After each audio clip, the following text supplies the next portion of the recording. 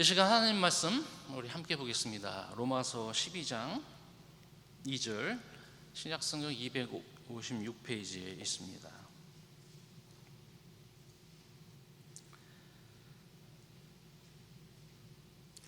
신약성경 256페이지 로마서 12장 2절 말씀,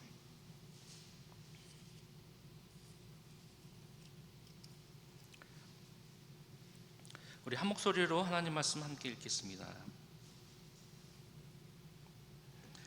너희는 이 세대를 본받지 말고 오직 마음을 새롭게 하여 변화를 받아 하나님의 선하시고 기뻐하시고 온전하신 뜻이 무엇인지 분별하라. 아멘. 잠깐 기도하겠습니다. 하나님 아버지, 감사합니다. 거룩한 주일 성일을 맞아요 나온 모든 하나님의 백성들 가운데 은혜와 사랑이 넘치도록 도와주시옵소서. 이 예배 가운데 하나님 홀로 영광 받아 주시옵시고 하나님의 영광이 드러나는 귀한 자리가 될 수 있도록 도와주옵소서. 특별히 이 자리에 함께 처음 방문하신 우리 백경흠 성도님 축복하시고, 어떤 마음 어떤 생각은 모르지만 이 예배를 통하여 다시 한번 큰 위로가 임할 수 있도록 축복하여 주옵소서. 우리 홍영표 은진 성도님도 함께 축복하시고 이 예배 가운데서 다시 한번 주님께 나오자 하는 그런 마음과 열정이 사그러지지 않게 하시고, 어려운 가운데서도 항상 주님을 의지하는 귀한 가정 될 수 있도록 도와주옵소서. 오늘 자리에 참석한 모든 성도님들, 또 이 자리에 참석지 못한 새로운 교회 모든 성도님 한 마음과 한 뜻으로 하나님을 영광 돌리는 귀한 성일이 될 수 있도록 도와주옵소서. 모든 말씀 우리를 구원해 주신 예수 그리스도의 이름으로 간절히 기도드립니다. 아멘. 혼란스럽고 또 어려운 기간일수록 우리가 돌아보아야 할 것이 있습니다. 그것은 바로 우리가 뉴스를 통해서 세상을 바라보는 것보다 우리가 혼란스럽고 어려울 때 돌아볼 것은 바로 우리의 마음입니다. 내 자신을 한번 점검해보고 돌아간 이 세상 속에서 내가 어떻게 반응하는 것이 문제가 아니라, 이 세상 속에서 혼란스러운 상황 속에서도 내 믿음은 나는 진정 예수 그리스도에 속한 사람인가 라는 것을 우리는 알 필요가 있습니다. 빨리 대처하고 어려운 이 시간 속에서, 우리 코비드 속에서도 또 델타 변이 속에서도 우리가 빨리 대처해야 합니다. 그런데 더 중요한 것은 말씀드린 대로 나는 누구에 속한 사람인가 라는 것을 다시 한번 점검할 필요가 있습니다. 왜냐하면 크리스찬은 환경을 변화시키는 것보다 우리의 마음을 변화시키는 것이 우선이기 때문입니다. 예수 그리스도가 이 땅에 오셔서 그 대속의 보혈로 말미암아 우리를 그의 자녀로 삼아 주셨습니다. 그러면 우리는 어떤 사람인가? 우리는 누구인가? 그것이 더 중요한 것입니다. 그렇지 않으면 다른 사람들이 내가 누구인지 대신 알려주기 때문에, 내가 누구인지 그리스도 안에서 발견되지 않으면 다른 사람, 세상이 나를 누구인지를 알려주기 때문에 우리는 내가 누구인지를 정확히 아는 것이 정말로 중요합니다. 예를 들어서 주위에 있는 사람들이 당신의 형편은 이런 형편이야, 당신의 가정은 이런 가정이야, 이렇게 대신 얘기해주고 비판해주고 판단해주는 그런 음성을 듣는 것보다 그리스도 안에서 나는 과연 어떤 사람이라는 것을 먼저 깨닫는 것이 중요한 것입니다. 그래서 사도 바울은 로마서 1장부터 11장까지 우리는 모든 그리스도 안에서 새 사람이 되었는데 우리의 죄는 다 씻음 받았고 믿음으로 말미암아 의롭게 되었고 예수님으로 말미암아 의로운 자가 되었는데, 이제는 그리스도와 함께 죽었고 이제는 그리스도와 함께 살은 그런 크리스찬이라는 것을 우리에게 알려준 바로 사도 바울이 주옥 같은 말씀이 바로 1장부터 11장까지 나와 있는 것입니다. 그래서 12장부터 시작해서 우리에게 명령하시고 말씀하신 것이고 권유한 것이 있어요.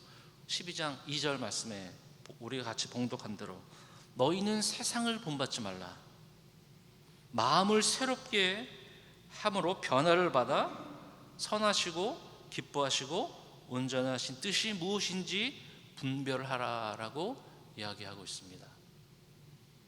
말씀드린 대로 기도는 우리의 상황을 변화시킬 수 있습니다. 구약을 읽어보니까 어려운 상황 속에서 하나님께 기도하는 백성, 그 나라, 그 하나님께서 구원해 주시고 용서해 주셨어요. 성경 말씀을 보니까 기도할 때, 어려울 때 그 상황을 변화시켜 주신 하나님의 능력이 분명히 있습니다. 기도는 상황을 분명히 변화시킵니다. 그런데 우리가 더 신경 쓰고 또 생각해야 할 그런 변화는 바로 그리스도의 신분은 우리가 변화되었고 우리의 생각은 변화되어야 합니다. 그것이 바로 12장 2절의 말씀이에요. 예수님을 믿으면 두 가지 변화가 꼭 이루어져야 됩니다. 첫 번째는 신분이 변화가 돼요. 이건 우리 힘으로 되는 건 아닙니다. 예수님을 믿을 때 영접하는 자, 곧 그 이름을 믿는 자들에게는 하나님의 자녀가 되는 권세를 주셨으니, 권세를 받은 사람들입니다. 믿은 사람들은 받은 사람들이에요. 우리가 만들어낸 사람들이 아니에요. 예수님 믿으면 우리는 소속이 예수 그리스도께 속한 자가 되는 것입니다. 그런데 두 번째가 더 어려워요. 그 어려운 이유는 우리의 생각을 변화시켜야 되는 것이에요. 12절 다시 한번 보세요. 너희는 세대를 본받지 말아라. 너희는 세상에 속한 자들이 아니다. 그런데 마음을 새롭게 해서 뭐 하라고요? 변화를 받으라는 것입니다. 왜 그러냐면 하나님 선하시고 기뻐하시고 온전한 뜻이 무엇인지 분별하기 위하여 마음을 새롭게 하라는 것입니다. 우리가 가장 어려운 변화는 어떤 변화입니까? 나라의 변화? 참 나라 걱정 많이 되죠. 한국이나 미국이나 걱정 참 많이 돼요. 뭐 멀리 갈 필요가 없어요. 뭐 우리 가정에 우리 배우자, 자녀들, 친구들 참 뭐 말로 해서 변화되기 쉽지 않아요. 믿는 사람으로서 기도해서 우리 자녀들의 마음을 변하고 싶어요. 우리의 가족에 있는 상황을 변화주고 싶어요. 그런데 참 변화되지 않아요. 그래서 멀리 가지 말고요, 내 자신이 변화되는 게 가장 힘든 거 아십니까? 내 신분이 변했고 내가 그리스도 안에서 새로운 생명, 새 생명, 이전 것은 지나갔으니 보라, 내가 그리스도를 믿는 그 보혈로 말미암아 내가 죄를 다 씻고 뉴 퍼슨, 새 사람이 되었는데, better person이 아니라 new person이 되었는데, new mind를 가져야 되는데 자꾸 better, 뭔가를 잘하려고, 뭘 하려고, 그러니 계속 삐그덕거리는 것이죠. 교회의 신앙생활은 과연 무엇일까요? 우리가 뭐 봉사도 하고 또 모임도 갖고 위로도 받고 하는 것 정말로 중요해요. 그런데 먼저 중요한 건 나는 그리스도 안에서 신분의 변화가 되었는가? 나는 하늘에 속한 사람인가? 이 땅에 속한 사람인가? 세상이 원하는 사람들로 세상을 본받아서 그냥 세상이 원하는 사람으로 본받는 사람으로 가는 것인가? 아니면 나는 새로운 사람으로 그리스도 안에서 정말 회복되고 새로운 사람으로 살아가는지, 내가 변화된 사람이신지 그렇게 살아가는 것이 중요한 것입니다. 이번 주 여러분은 이번 주 하나님이 어떤 말씀을 하셨습니까? 말씀 묵상하면서 혹시 이번 주 찬양 듣고 혹시 어떤 상황 속에서 말씀의 음성을 들으셨습니까? 이번 주 저는 그런 마음이 들었어요. 제가 보는 유튜브, 제가 보는 좀 이게 뉴스들 좀 줄여야 되겠다. 많이 보는 것이 문제가 아니라 어떻게 보는 것이 중요한데요. 이게 변화해야 될 관점이 되는 것이에요. 우리가 생각 없이 뉴스를 보고 생각 없이 신문을 보고 생각 없이 유튜브를 보면 그 생각들이 나를 폼을 시켜줍니다. 너는 실패한 사람이야. 너는 그 정도 돈도 못 벌었어. 너는 그 정도 건강도 못해. 너는 그 정도로 제대로 살 수 없어. 주위의 성공담, 주위의 불안감, 이런 것이 저를 서서히 저를 마음을 폼하게 만듭니다. 이것이 세상을 본받지 말아야 되는 의미거든요. 보지 말아야 되는 것이 아니라 어떻게 보는 것이 중요합니다. 어떤 눈으로 바라보는 것이 정말로 중요합니다. 우리 힘이 아니라 주님께 주신 힘으로 상황을 바라야 되는 것입니다. 마음을 새롭게 하라는 뜻이 무엇인가요? 우리가 바라보는, 생각하는, 세상을 바라보는 렌즈를 바꾸라는 것이에요. 그 말은, 제가 안경을 썼잖아요. 제가 만약에 파란색 선글라스를 끼면 이 세상은 파란색으로 보이는 것이에요. 마음을 새롭게 하는 것은 그리스도의 신분으로 변화되어서 우리의 생각을 변화시키는 것이에요. 아니, 가까이 있는 사람도 변화시키지 못하고 나 자신도 변화되지 못하는데 과연 어떤 세상을 과연 우리는 변화시키려고 노력을 하는 것일까요?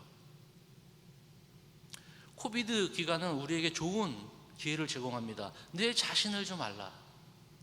아무것도 하지 못하고 보이지 않는 바이러스에 그 두려우고 떨고 집안에 숨어있는 그런 존재고, 우리가 과연 누구에 속한 자들인가, 누가 이 세상을 컨트롤하고 누가 이 세상을 주권을 다스리고 누가 생사화 복을 주관하는지 집 안에서 곰곰이 생각하라는 것입니다. 근데 그 안에서도 세상을 계속적으로 기웃기웃거리며 나는 어떤 사람인가 계속 세상에서 위로를 받고 세상에서 그런 내 본질을 찾아가는 그런 잘못된 생각을 버리라는 것입니다.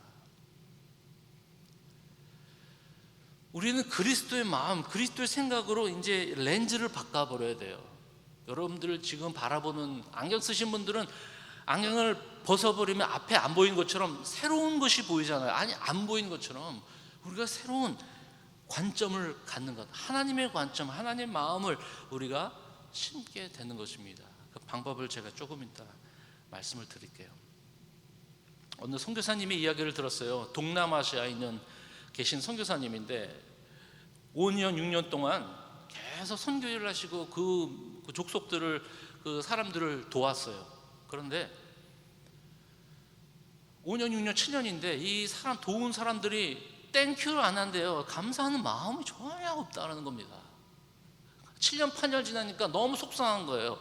아니, 내가 이렇게 이 사람들, 동네 사람들을 도와주고 뭐 물건도 주고 뭐 복음뿐만 아니라 그 선교비 받아서 다 쏟아부어줬는데 감사한 마음이 없대요, 이 사람들이. 그러니까 너무 마음이 속상한 거예요. 내가 이 민족에 정말 그래도 내가 참고 있어야지. 참는 것도 한두 해고 감사한 마음이 있어야지 뭐래도 더 주고 싶은데 복음도 더 기쁜 마음으로 전할 텐데요. 그런데 이 선교사님이 깨달은 게 있대요. 뭐냐면 그 민족의 사람들의 사고방식이 완전히 우리나라 사람들하고 다르다는 거예요. 어떤 사고방식을 가지고 있냐면 그 베이스에는요, 그 나라 사람들이 사람이 죽으면 좋은 일하면 이 세상이 아니라 더 좋은 세상 가잖아요. 그런 생각이, 사고방식이 박혀 있는 거예요. 그러니 선교사님이 자기한테 도와주면 자기가 좋습니까? 선교사님이 좋습니까? 그 사람들의 마인드로는 어때요? 선교사님 나를 도와주면 본인들이 좋아요? 선교사님들이 좋아요? 그들의 마인드는 윤회사상, 내가 죽으면 좋은 데로 가, 좋은 일을 하면 좋은 가니까, 아니, 나 좋은 일을 한 선교사님이 오히려 나한테 땡큐 해야 된다는 거예요. 나한테 좋은 일 하면 다른 세상에 오히려 더 잘 살 수 있으니까요. 이게 선교사님이 완전히 거기서 그냥 완전히 생각이 바뀌었어요. 아, 그렇구나. 문화가 문제가 아니구나. 언어가 문제가 아니구나. 그 사람이 가지고 있는 사고방식이 문제이구나. 똑같은 일인데 저렇게 다르게 해석하네. 전도가 왜 이렇게 힘듭니까? 왜 힘든지 아세요? 예수님을 몰라서 그런 거 아니에요. 사고방식이 다 다르기 때문에 그래요. 왜 배우자와, 왜 자녀와 사이가 안 좋습니까? 사고방식이 달라요. 내가 사고방식으로 얘기하고 저 사고방식으로 얘기하니 충돌하는 거예요. 사탄의 무기는 사고방식의 차이를 계속 벌어지게 만드는 것입니다. 생각이 계속 우리를 점령하고 생각을 세속적으로 만들고 세상적으로 만들어서 관계를 흐트려버리고 하나님과의 관계를 흐트려버리고 모든 것을 다 은혜가 아닌 그들의 자랑과 교만으로 바꿔주는 것입니다. LA에 어느 스파에 몇 주 동안 이슈가 되었죠. 우리 트랜스젠더이신 분이 여탕에 들어가서 좀 이슈가 됐어요. 한국 스파였어요. 보니까 남자분인데 본인은 남자지만 몸은 남자. 근데 나는 여자다 생각한 거예요. 나는 젠더를 트랜스했기 때문에. 그래서 여탕으로 들어갔어요. 여러분 알다시피. 근데 그게 문제가 돼버렸습니다. 근데 원래 이게 문제가 될 건가요? 가만히 생각해보면 이게 문제가 될 거리가 아니에요. 어떻게 들어갈 수 있어요? 그거는 당연히 잘못된 거죠. 아니 남자가 나는 여자라고 생각해서 난 여자야, 이제 들어가도 돼. 그 사고방식이 어디서 나는 겁니까? 근데 그거를 서포트하는 사람과 반대하는 사람이 싸우고 있어요. 그거는 동성애를 반대하는 것의 문제가 아니라 사고방식에 쌓여진 사람들 사고방식에 이미 이게 바뀌어진 거예요. 싸울 일이 아니잖아요. 이건 잘못된 거 아니에요? 근데 왜 이게 이슈가 됩니까? 경찰들도 할 수가 없어요. 왜 당연한 거를 우리는 계속적으로 이 사탄의 힘과 사탄의 영으로 계속 지고 있다는 것이죠. 가만히 얘기를 들어보니까요, 우리 다른 목사님들하고 이렇게 이런 이슈에 대해서 이야기 나눴어요. 그런데 동성애자들은 어프로치하는 게 다르다고 얘기해요. 그리고 크리스찬들은 또 다르대요. 가만히 무슨 얘기인가 들어봤더니 동성애자들은 교육과 LA와 아니 미국에 있는 법을 그 시스템을 바꾸기 위해서 서서히 시장을 만나고 좀 이름 있는 사람과 힘 있는 사람들을 만나가서 서서히 시스템을 바꿔 나간다는 것이에요. 한마디로 무슨 이슈가 있으면 공청회에 연다. 그러면 그 사람들은 공청회 무슨 미팅에 다 참석해요. 자기 의견을 내놓고 생각을 바꿔서 이렇게 시스템을 바꿔요. 근데 크리스찬들은 열받으면 무조건 기도해야 된다 그러고 이거 막아야 된다고 서명. 근데 시스템을 바꿔가지 않아요. 이거는 영적 전쟁이야 그러면서 점차 기도는 해요. 근데 이 도시와 이 시리의 스트럭처를 바꾸려고 그러지 않아요. 그걸 막는 데는 참석하는 사람들이 별로 없대요. 그런데 오히려 동성애자 사람들은 조용히 스트럭처를 바꿔서 사람들의 마음과 생각을 다 스며들고 있습니다. 사탄의 방법은 여러분들에게 어려움을 주면 여러분들은 기도하는 걸 알고 있기 때문에 여러분들의 생각을 여러분도 모르는 사이에 잠자는 사이에 그 가라지, 그 곡식에 좋은 곡식에 뿌려진 가운데서도 가라지를 여러분의 마음속에 콕 집어넣음으로 말미암아 우리의 생각이 그리스도의 생각이 아니라 세상적인 생각으로 바꾸고 우리의 마음을 혼란스럽게 만드는 것입니다. 새들 지나갈 수 있어요. 새들은 쥐저기면서 지나갈 수 있어요. 근데 우리 머리에 집을 만들어 줄 수 없을 수 있어요. 우리가 힘쓰면요. 마찬가지로 세상에 있는 모든 악한 음성, 악한 모든 그런 철학이 있고 모든 생각이 있어도 우리는 그것을 우리 머리에 들어오지 않게 할 수 있는 우리 프로텍트 할 수 있는 마음이 있다는 것입니다. 다니엘이 포로로 끌려간 청년이었어요. 친구들이 자기 나라가 아닌 바벨론이라는 데서 포로로 끌려갔어요. 근데 그의 마음이 절대로 흔들려지지 않았어요. 이름을 바꿨어요. 아예 바벨론 사람들이 히브리 사람 이름이 아니라 너는 이제 바벨론식 이름, 창씨개명처럼 이름을 다 바꿔버렸어요. 음식도 바꿔버렸어요. 왜냐하면 음식과 먹든지 마시든지 무엇을 하든지 하나님의 영광을 해야 되는데 그것을 통해서 내 자신의 아이덴티티가 나오는 것이잖아요. 근데 다니엘과 친구들은 변하지 않았어요. 나는 하나님께 속한 자들. 바벨론에서 하나님의 렌즈를 보기 시작했어요. 이 세상을 통치하는 분은 바로 하나님이시다. 내가 비록 이 자리에서는 이 바벨론 사람들을 섬기고 있지만 이 나라를 통치하신 분은 바로 하나님이시다. 그 렌즈를 절대로 포기하지 않았어요. 우리는 렌즈가 이 한 군데에 속해 있잖아요. 어떡하지? 이거 어떡하지? 이거 이렇게 되면 어떡하지? 걱정과 근심. 그 렌즈가 없어요. 왜냐하면 내 렌즈가 있기 때문에. 요즘 전화기에서 줌 아웃 이게 있잖아요. 이렇게 작은 부분을 조금 넓게 설치는 것처럼 우리의 렌즈를 우리의 눈앞에 있는 렌즈가 아니라 멀리 하나님의 퍼스펙티브를 가지며 이 모든 것이 하나님 손 안에 있다. 그분의 통치 안에 있다. 라는 렌즈로 계속 우리가 열심히 그의 생각, 그의 마음, 그의 뜻을 찾아 나가는 것이고 우리가 나아가는 생각이 있어야 되는 것입니다. 하나님의 관점으로, 하나님의 마음으로, 하나님의 생각으로 세상을 바라보십시오. 그것이 훈련이 필요한 것이에요. 그것이 생각이 변화되어야 되는 것입니다. 대부분 사람들은 어떻게 생각이 변합니까? 고통을 받았을 때, 내가 어려움을 당했을 때 내 방식이 틀렸네? 그러면 스스럼 없이 우리는 바꿀 수 있어요. 그래서 때로는 고통을 우리에게 허락하시는 것이죠. 왜냐하면 고통이 우리 생각을 완전히 바꿔주기 때문에 이렇게 사는 게 아니구나. 내가 좀 더 왜 내 방식대로 살았을까? 왜 나만 생각했을까? 이 고통이 나의 길이 아닌 하나님의 생각과 하나님의 뜻은 나의 생각과 인간의 생각과 끝과 다르기 때문에 그분의 생각으로 바꿔주는 시스템이 바꿔주는 것. 두 번째는 말씀이 있죠. 말씀이 계속 읽다 보면 언젠가는 이 말씀이 나를 폼해 주는 거예요. 나를 어떤 사람으로 바꿔주는 겁니다.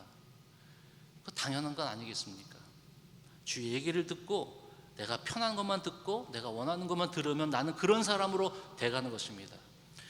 나이가 들면 들수록 왜 우리가 바뀌어지기 힘든지 아십니까? 벌써부터 우리는 미리 내 폼이 다 정해져 있어요. 이건 아니야. 그런 거 있잖아요. 어느 사람을 만났는데 이 사람 한두 번 만나면 저 사람은 이제 저런 사람이야. 벌써 폼이 돼 있어요. 결정. 근데 끝난 일이에요. 어떤 차를 몰고 왔어요. 근데 이 차가 고장났어요. 다른 사람도 이 차에 고장났대요. 그 차는 나쁜 차. 벌써 끝나버렸어요. 그 차는 나쁜 차가 돼버렸어요. 우리가 나이가 들면 들수록 내가 변하는 것보다 내 생각이 옳다고 주장하는 것만 찾아다니는 것입니다. 그곳에서는 그리스도의 신분의 변화는 있어도 생각의 변화로 하나님이 그 사람을 사용할 수 있을까요? 어린아이들, 제가 주일 아침마다 우리 아이들이 지금 못 오고 있잖아요. 그래서 줌으로 이렇게 가르치고 있어요. 줌으로 아이들한테 이렇게 가르치면 애들이 쏙쏙 받아들여요. 정말 그러냐 신기하게. 근데 어른분들로 이렇게 하다 보면 제 말씀이 저분의 마음속에 들어가는 건지 안 들어가는지 확인이 안 돼요. 왜냐면 일단 말씀을 들으면 이미 기본에 쌓여있는 그런 관점과 생각에 이미 기록되어 있기 때문에. 사랑하는 새로운 교회 성도 여러분, 또 이 자리에 참석하신 모든 여러분, 하나님께서는 지금도 변함없이 이스라엘 백성들의 교만한 마음을 깨트리셨고 심지어 그 나라를 멸망시키면서까지 그의 백성으로 삼으시고 그의 언약을 지켜주신 것처럼 우리를 부르시고 또 그의 백성 삼아주심으로 우리는 이 세상에서 필요한 사람이 아니라 하나님이 필요한 사람, 하나님의 관점으로 세상을 바라보는 사람, 하나님께 순종하는 사람, 그 뜻을 분별할 수 있는 그 말랑말랑하고 항상 주님 앞에 소프트한 마음으로 남아있는 그런 사람들을 찾고 계신다는 것입니다. 그래서 성령은 우리의 마음을 깨트리기 시작합니다. 우리의 마음을 깨트려요. 우리의 마음이 변화되기 위해서, 생각의 관점을 변하기 위해서 고통도 필요하고 성경 말씀 읽는 것도 필요한데 우리는 성령께 구해야 합니다. 내 마음을 깨트려 달라고. 예수님께서 성령에 대해서 이렇게 말씀하셨어요. 성령이 너희에게 임하시면, 성령은 우리에게 오는 것입니다. 우리의 힘을 안에서 만들어내는 것, 그런 소스가 아니에요. 성령이 너희에게 임하시면, 성령이 너희 위에 임하시면, 성령이 너희 안에 임하면, 성령이 너희 안에 있는 성령이 또한 다른 데서로 향하는 것. 성령은 내 안에 믿으면 내 주에 계시는 분이세요. 성령이 우리에게 그 힘의 능력이 우리에게 내려오면 그 능력으로 말미암아 우리가 그의 힘으로 살아간다는 것입니다. 성령은 우리의 마음을 들어오셔서 우리의 마음을 깨트려 주시는 거예요. 그래서 구약의 에스겔 선지자, 예레미야 선지자에게 이렇게 얘기합니다. 내 마음을 딱딱하고 굳은 마음을 깨트려 줄 것이다. 그것이 바로 성령이다. 성령으로 너의 마음을 깨트려 줄 것이다. 대신에 너희에게 새 마음을 줄 것이다. 새 영을 너희에게 부어줄 것이다. 그랬더니 사도행전의 2장에 있는 것처럼 그들이 평범한 사람이었는데 우리와 같이, 그런데 성령이 그들에게 임하니까 그들이 그 마음이, 그 할트가 세상 쪽으로 향한 것이 아니라 하나님이 그 할트를 사용해서 바로 모든 민족으로 나가게 하시는 것 아니겠습니까? 우리가 그런 기도가 필요한 것 같아요. 성령으로 내 마음을 깨트려 주옵소서. 하루아침에 바꿔진 경우도 있지만 성령이 나를 깨트려 주옵소서. 베드로라는 제자 알다시피 베드로에게는 그 유대인이라는 축복의 권한이 있다는 걸 너무도 잘 알고 있었어요. 율법은 우리 유대인들에게, 그런데 성령께서 그의 마음을 흔들어 놓으셨어요. 내가 사람을 만나게 할 텐데 그 사람이 고넬료라는 사람인데 고넬료 집으로 가게 했어요. 고넬료는 이방인의 사람이었어요. 유대인이 아니었어요. 이 이방인과 만나는 조차도 이거는 그 사람들에게는 피할 일들이었어요. 그런데 고넬료 집의 방문, 그 집 앞에 있는 문턱을 지나면서 그가 가지고 있는 바운더리를 깨트려 버렸어요. 아니, 베드로가 이스라엘 사람으로서 계속 살았고 예수님의 제자로서 살았는데 계속 자기 민족, 우리에게 주신 율법, 우리에게 축복, 이것에 바로 그 바운더리를 깨트려 버렸다는 것이죠. 성령이 그에게 임하니까요. 바울도 역시 마찬가지였어요. 예수 믿는 사람들에 대해서 완전히 이제 불신했고 그들을 죽이러 다녔어요. 알다시피 예수 그리스도를 만난 다음부터 그가 완전히 바뀌었어요. 그러면서 그를 통하여 너는 나의 택한 그릇이다 라고 그를 통하여 세계 만방에 그의 복음을 전하게 되었습니다. 예수님도 마찬가지였습니다. 유대인으로 태어났지만 사마리아 여인을 만남으로 말미암아 이제는 유대인이 아니라 모든 이방 가운데서도 이 복음과 그 산 복음이 분명히 전해진다는 것을 그들이 알게 되었다는 것입니다. 요나도 마찬가지였어요. 니느웨라는 아수르라는 그런 민족을 우리는 절대로 사랑할 수 없다, 회개의 복음의 메시지를 전할 필요도 없다라고 생각했지만 하나님은 요나를 깨트려서 그의 마음을 깨트려서 물고기 배 안에 들어가게 하고 3일 후에 그가 나와 다시 니느웨 성에 가서 회개를 선포했다는 것입니다. 그런 거 보면 하나님은 사람들을 깨트려서 사용하십니다. 그대로 사용하신 분이 아니라. 사랑하는 모든 하나님의 백성들, 모든 여러분, 우리가 구할 것은 세상의 변화 이전에 우리의 믿음을 통해 또 우리의 성령을 통해 우리의 마음을 깨트리는 그런 성령님을 구하는 것입니다. 그러면 자연스럽게 하나님 선하시고 기뻐하시고 온전하신 뜻이 무엇인지 분별할 수 있는 그 분별력은 바로 성령의 민감함, 성령의 깨트림, 항상 주의 음성을 가까이 하며 주의 음성을 가까이 한 것뿐만 아니라 주의 음성을 순종할 수 있도록 우리의 힘이 아니라 환경이라 아니라 우리의 생각을 변화시켜 하나님 나라의 확장을 위하여 우리가 세움을 받는다는 것입니다. 마지막으로 그리스도인이란 누구인가요? 교회는 너무 어려운 단어들을 너무 많이 사용하기 때문에 너무 혼란스럽게 만들 수 있어요. 그리스도인은 누구인가요?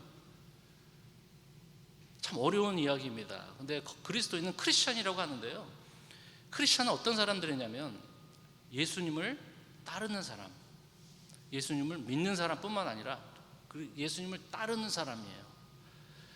크리스찬이라는 얘기보다 저는 개인적으로 팔로워 지저스가 나은 것 같아요. 팔로우한, 예수님을 팔로우한, 물론 그를 주님으로 믿고 그를 구세주로 믿는 것도 당연하지만 그분을 따라가는 것이에요. 그분의 생각, 그분의 마음, 그분이 있는 장소에 내가 그 장소에 있는 것처럼 우리 항상 민감하며 살아가는 삶. 크리스찬이라는 처음 단어는 어디서 시작되었습니까? 크리스찬이라는 단어는 어디서부터 시작되었습니까? 사도행전에 안디옥 교회라는 데서 처음으로 불러지기 시작했어요. 스데반의 핍박으로 말미암아 모든 크리스찬들이, 그때는 크리스찬이 아니라 믿는 사람들이 흩어져 있어요.